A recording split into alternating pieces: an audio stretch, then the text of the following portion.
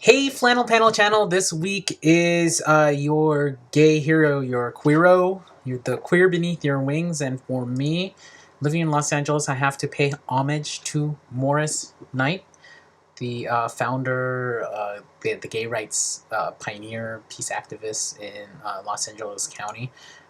He started the first Pride Parade here 40 years ago.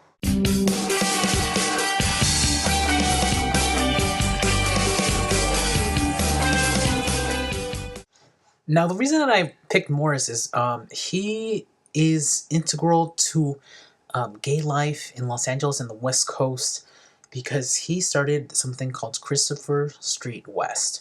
And for those of you who don't know or understand the history or queer history, the Stonewall riots happened in 1969. Basically, in New York, a bunch of gay guys were drinking in one of their clubs and they were raided by the police. When they were raided by the police, before the Stonewall riots, basically they folded. They ran away, they went to jail, they paid the fine, and that was it.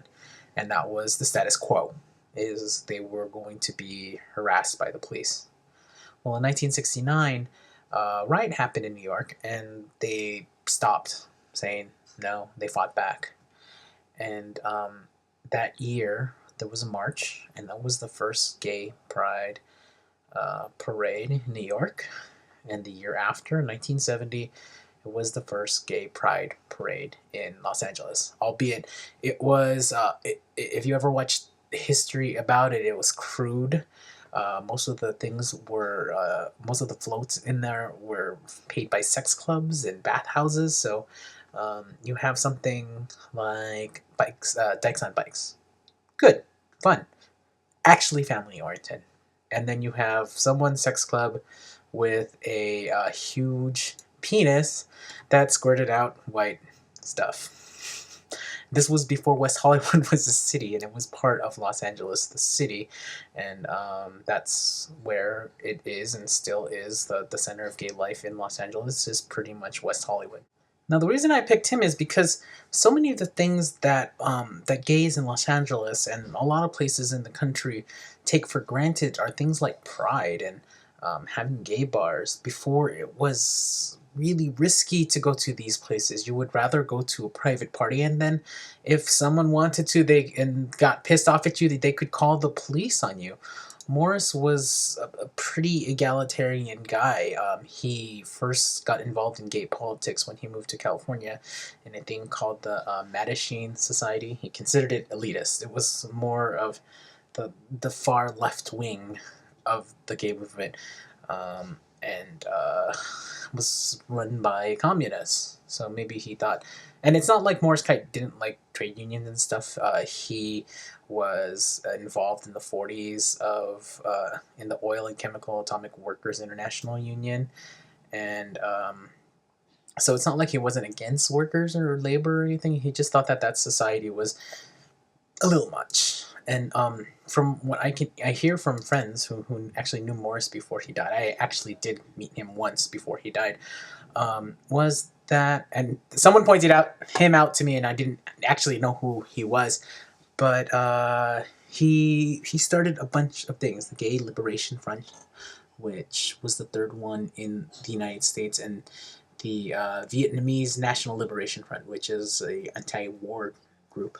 He OUTFEST, which is a large gay film festival in Los Angeles. He wanted to he wanted Coors, which is a beer company, not to be a sponsor for it because they gave money to anti-gay politicians and union busting stuff. So he was against, people who were against unions, and he was against people who were against gays. So he was if I was to become an activist, and that was the thing that I did for the community, I would have gone this way. I would have been, I am involved in HIV testing for gay people, straight people, whatever, whatever. He started Aid for AIDS. It's still a group that is around in Southern California. He started the Gay Community Center, which actually became the Los Angeles Gay and Lesbian Center, and the Stonewall Democratic Club, which is Democratic gay people, in 1975. And you know, one of the first things that he did was he protested well, maybe not one of them, but it's one of the ones that you remember. Is there is a famous place called Barney's Beanery. It's a restaurant on the Santa Monica Strip. It's in West Hollywood, and above the door has a sign that says "Faggots stay out."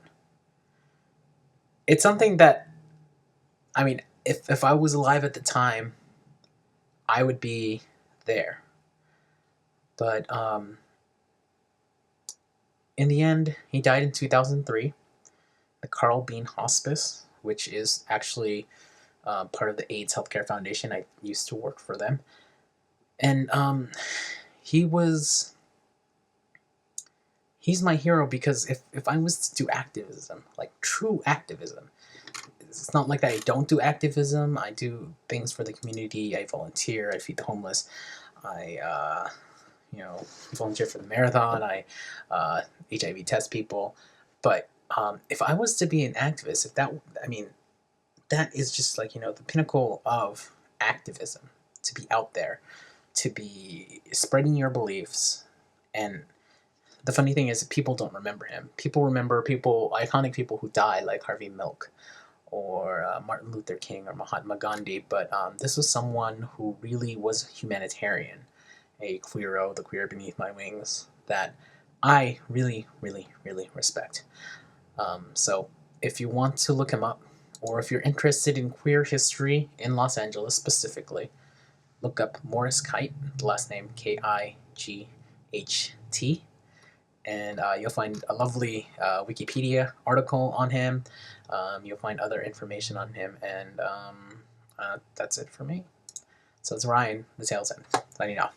Have a happy Thursday and a great Friday weekend.